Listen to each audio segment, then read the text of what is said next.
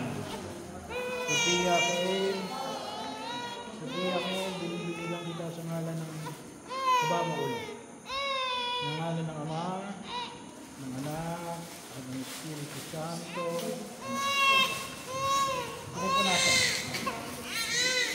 Ngayon na ganang naman Diyos sa Manang Anak ng Panginoon sa Kristo, muling pagsilang sa tubig at Espiritu Santo, ang pagkapain na langit sa pagkakilala ng paglupog ng Espiritu Santo, sa muling sinilang sa binyag, maging matanda ang batang ito sa kanyang pagkakasal ng hari, para propeta na nagkasawalang hanggan. Amen.